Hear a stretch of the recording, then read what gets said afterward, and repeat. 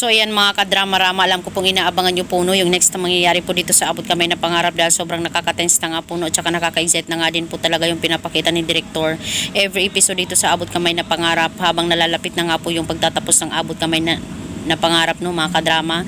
At alam naman po natin mga kadrama ngayon kung ano yung totoong nangyayari, na kung saan kasalang Linitsan at saka ni RJ talagang napunta nga po sa trahedya pa dahil nga po sa kagagawan ni Carlos. At dahil nga po talaga dito mga kadrama ay kinuha po ni Carlos itong si Annalyn, dahil alam naman po talaga natin kung ano yung gusto ni Carlos, yun ay si Lynette. At alam naman po natin na hindi sasama itong si Lynette kung walang kapalit, 'di ba? At alam naman po natin mga kadrama na kung sino yung weakness or kahinaan ng isang ina, yun ay ang kanilang anak.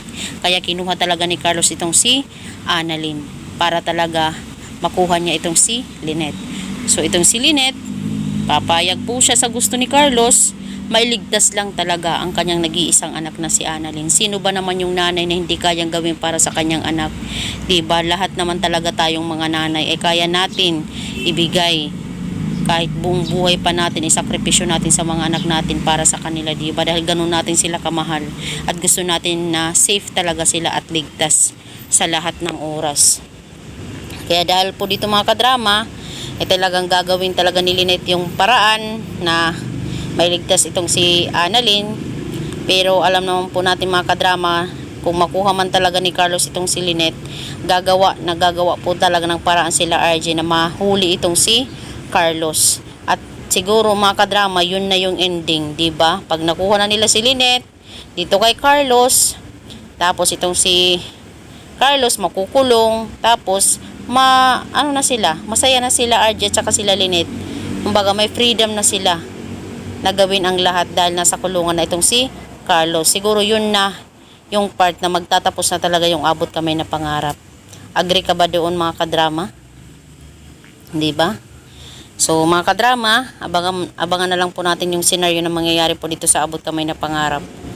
Dahil kahit na din po talaga ako, excited din po talaga ako sa pagtatapos ng Abot Kamay na Pangarap mga kadrama. Maraming salamat again mga kadrama sa palagi niyong panunood. Huwag niyo pong kalimutan na i-like, i-share tsaka i-subscribe po yung aking channel dahil malaking tulong po talaga kayo mga kadrama sa aking channel. 'Di ba?